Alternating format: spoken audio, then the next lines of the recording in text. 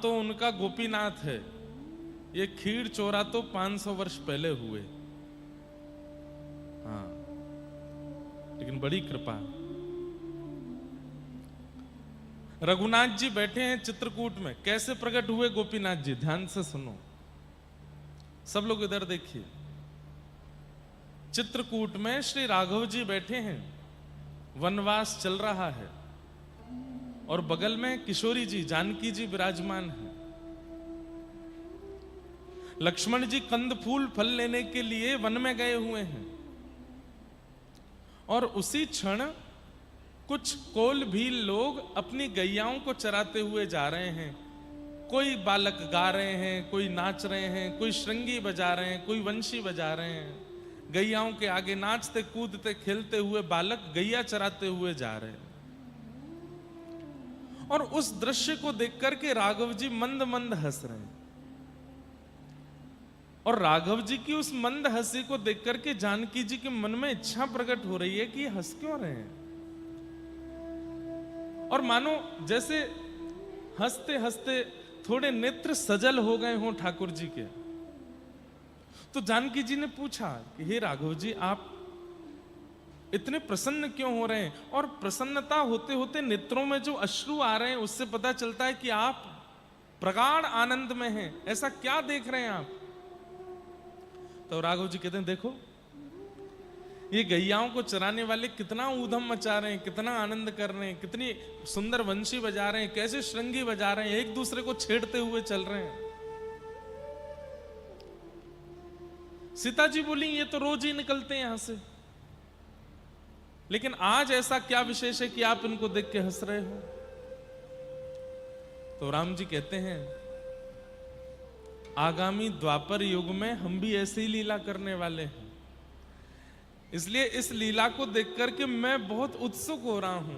और मेरे को इच्छा हो रही है कि कब त्रेता विश्राम हो, कब द्वापर प्रारंभ हो, और गायन के संग धावे, गायन में सचु पावे, गायन के हित गिरी कर ले उठायो,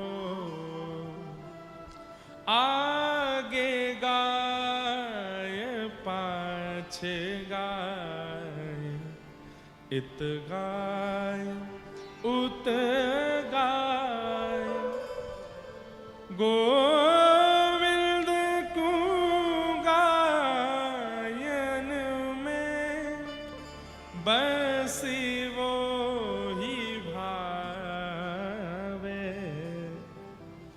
गैया बहुत प्रिय है ठाकुर जी को।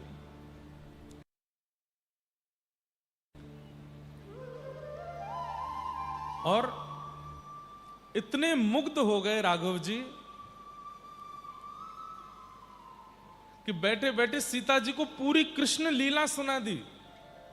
भादों की अष्टमी को रात्रि को मेरा जन्म होगा, कारावास से वसुदेव जी मुझको लेकर के गोकुल जाएंगे, वहां यशोदा मैया की लाली को उठा के मुझे विराजमान कर देंगे।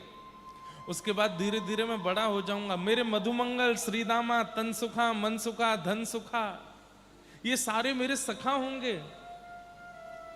इनके साथ में खूब मधुर लीला किया करूंगा।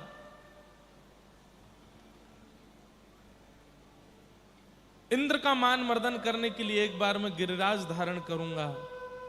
गोपियों की इच्छा पूरी करने के लिए एक बार मैं रास विहार करूंगा। ऐसा रास विहार का वर्णन किया कि सीता जी बैठे बैठे नेत्रों से अश्रुपात करने लगी। बोले कि अब तो कृपा करके आपको हमको भी लेके चलना पड़ेगा।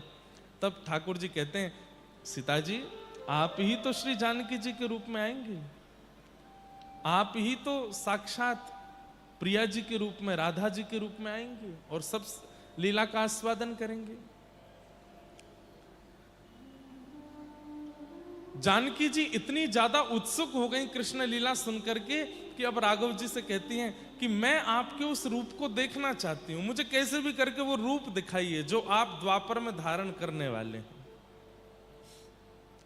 तब राम जी अपना धनुष बाण लेते हैं और उसकी नोक से चित्रकूट के कामदगिरी पर्वत की एक शिला को छेदन करके अपने स्वरूप का निर्माण करते हैं।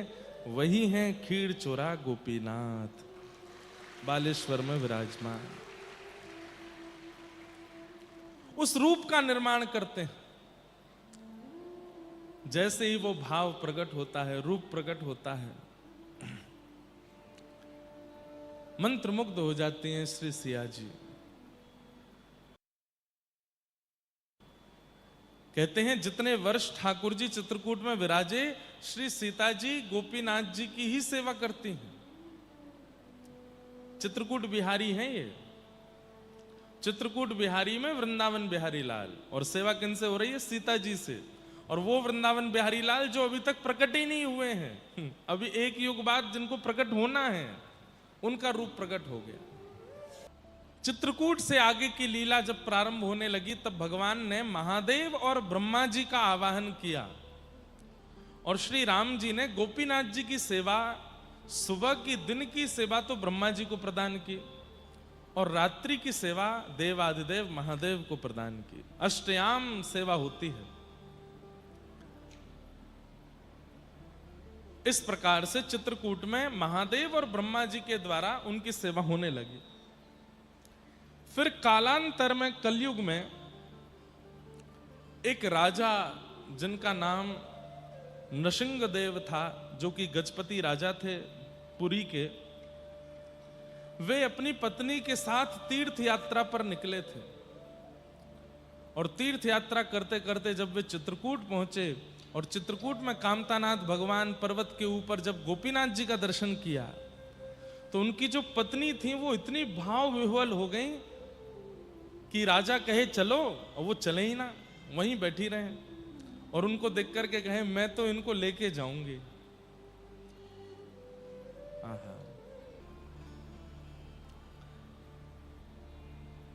नृसिंहदेव राजा की पत्नी गोपीनाथ प्रभु का दर्शन करने के बाद इतनी विह्वल हो गई कि अब वहां से हिल नहीं पा रही। आप राजा से जिद करने लगे कि इनको लेके चलो साथ में। पता नहीं क्या हुआ है, मैंने इनको नहीं पकड़ा, पर इन्होंने मेरे चित्त का हरण कर लिया है। मैं इनके बिना अगर आप मुझे लेके गए तो मेरे प्राण चले जाएंगे। राजा व्याकुल हो गए। गोपीनाथ प्रभु को ले जाने के लिए जैसे ही आतुर हुए, कहा तो जाता है कि हमारे गिरिराज जी और श्री कामतानाथ जी, इनको कभी धाम से बाहर नहीं ले जाना चाहिए। जैसे ही राजा ने पत्नी की बात मान के गोपीनाथ जी के स्वरूप को उठाना प्रारंभ किया, इतने में ही ब्रह्मा जी और देवादिदेव महादेव दोनों प्रकट हो गए। अर्चक हैं, यही सेवा करते थे गोपीनाथ जी की। प्रकट होकर क्या कर रहे हैं राजन आप? ये हमारे सेवा के ठाकुर जी हैं, राम जी ने हमको इनकी सेवा प्रदान की है, आप ऐसे इनको नहीं लेके जा सकते। तब राजा ने कहा मेरी पत्नी बहुत विह्वल हो रही है, वो प्राण त्याग देगी यदि इनको नहीं लेके जाएंगे, तो आप कृपा कीजिए ना। तब ब्रह्मा जी बोले ऐसे कैसे, हमारी सेवा के ठाकुर जी, हम कैसे दे सकते हैं आपको, बिल्कुल मना कर दिया।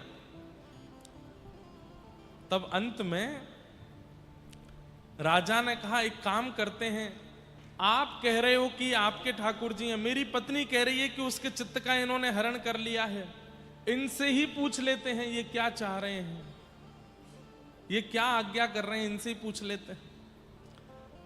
जब गोपीनाथ प्रभु से पूछा, तब आकाशवाणी जैसी करते हुए गोपीनाथ प्रभु ने आज्ञा की कि हे ब्रह्मा जी, हे महादेव, आपकी सेवा अब पूर्ण हुई, मैं इन्हीं की प्रतीक्षा कर रहा था, अब ये मुझे जहां लेकर के जाएंगे मैं वहीं जाकर के अपनी सेवा स्वीकार करूंगा। और तब गोपीनाथ जी नृसिंहदेव राजा और उनकी पत्नी के साथ में इस उड़ीसा प्रांत में पधारे। और जो स्थान है बालेश्वर, वहीं उसको रेमुना भी कहते हैं, आगे जो है वहाँ श्री गोपीनाथ जी आकर के विराजमान हो गए। बड़े प्रेम से विराजमान होकर के ठाकुर जी ने वहां पर अपनी सेवा को व्यवस्थित किया। फिर गौड़िया वैष्णव परंपरा के श्री रसिकानंद महाप्रभु रसिक मुरारी जी ने आकर के उनकी सेवा विराजमान की। खूब भाव से ठाकुर जी की सेवा होती है। कालांतर में व्रजमंडल के एक बड़े महापुरुष माधवेंद्रपुरी दास वो जगन्नाथ यात्रा पर व्रजमंडल से निकले हैं,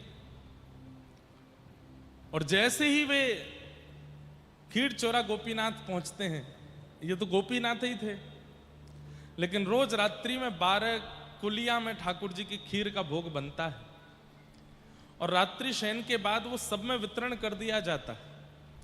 माधवेंद्रपुरी दास बड़े भाव विह्वल होकर के दूर खड़े होकर दर्शन कर रहे थे। पुजारी जी ने सब में वितरण किया, उनको नहीं दिया। आप भूखे प्यासे ही जब एक वृक्ष के नीचे जाकर के बैठ गए तो ठाकुर जी ने पुजारी जी को स्वप्न देकर के उठाया। बोले मेरे एक परम भागवत भक्त आए हुए हैं और वो बैठे हुए हैं भूखे प्यासे, तुमने उनको प्रसाद नहीं दिया।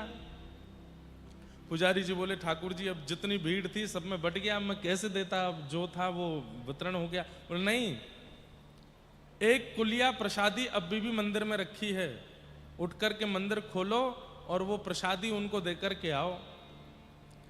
तो पुजारी जी बोले मैंने तो अपने हाथों से सारा बांटा है, एक भी नहीं बचा। ठाकुर जी बोले हमको पता था कि तुम उनको नहीं दे पाओगे, तुम चूक जाओगे, इसलिए पहले ही हमने एक चुरा करके अपने पास रख ली थी।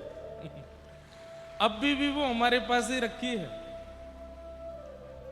बहुत सुंदर लीला है।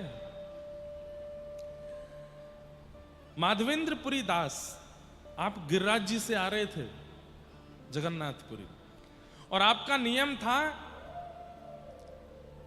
किसी से मांग करके नहीं पाते थे, कोई दे दे तो ही पाते थे।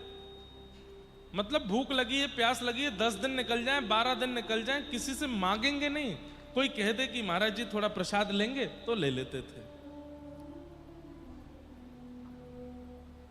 आपने पुजारी जी से मांगा नहीं और पुजारी जी ने दिया भी नहीं, तो भूखे प्यासे चले गए। तो ठाकुर जी ने रात्रि में पुजारी को स्वप्न दिया कि मैंने एक कुलिया खीर छुपा ली है, आओ आकर के मेरे पास से वो खीर की कुलिया लेकर के जाओ और वो उस वृक्ष के नीचे बैठे उनको जाकर के दे दो। तब पुजारी जी आए, आकर के मंदिर खोला तो महाराज ठाकुर जी अपनी श्वेत जो वस्त्र रात में पहनते हैं उसके पीछे एक कुलिया छुपा करके रखे थे। पुजारी जी ने उठाया, नेत्र सजल हो गए, जय हो। बोले अब रो नहीं, जल्दी जाओ उनको पवा के आओ, भूखे हैं बेचारे बहुत दिन के। दौड़ करके गए पुजारी जी, वृक्ष के नीचे देखा तो महामंत्र कर रहे हैं, नेत्रों से अविरल अश्रुधार गिर रही है। श्री माधवेंद्रपुरी दास जाकर के पुजारी जी ने कहा आप माधवेंद्रपुरी दास हैं? तो माधवेंद्र जी बोले आपको हमारा नाम कैसे पता? बोले महाराज मैं तो कुछ नहीं जानता, लेकिन ठाकुर जी को आपका नाम पता है, उन्होंने ही मुझे भेजा है। अब कोई आपसे आकर के कहे कि ठाकुर जी ने आपका नाम बता के आपके पास भेजा, तो आपकी स्थिति क्या हो जाएगी? ठाकुर जी ने भेजा है। बोले कैसे? बोले रात्रि आप दर्शन करने आए थे, मैंने कुलिया प्रसाद सब में बांटा, आपको देना भूल गया। तो माधवेंद्रपुरी दास बोले मैं सोच भी रहा था कि मेरी इच्छा तो हो रही है, लेकिन मेरा नियम है मांगता नहीं हूं। तो बोले फिर क्या हुआ? बोले स्वप्न में ठाकुर जी आए और ठाकुर जी बोले तुमने उनको कुलिया प्रसाद नहीं दी, मैंने एक कुलिया छुपा करके अपनी पीताम्बरी के पीछे रखी है, आके ले जाओ। तो मैं वही प्रसादी लेके आऊं, ठाकुर जी ने आपके लिए छुपा के चुरा करके रखी थी। माधवेंद्रपुरी दास तो भाव विह्वल हो गए। हाँ नाथ, हाँ नाथ, हाँ नाथ कहकर के रोने लगे। कितना प्रेम करते हैं आप अपने प्रियजनों से। माधवेंद्रपुरी दास सुबह जब मंगला में दर्शन करने के लिए गए तब सब कह रहे थे राधा गोपीनाथ की जय, राधा गोपीनाथ की जय। तब आपने जय जयकार किया, बोले नहीं, खीर चोरा गोपीनाथ की जय। सबने कहा खीर चोरा क्यों? तब पूरी की कथा बताई। बोले ये हमारे लिए खीर चुरा करके बैठे थे, छुपा करके बैठे थे। तब से उनका नाम क्षीर चोरा गोपीनाथ।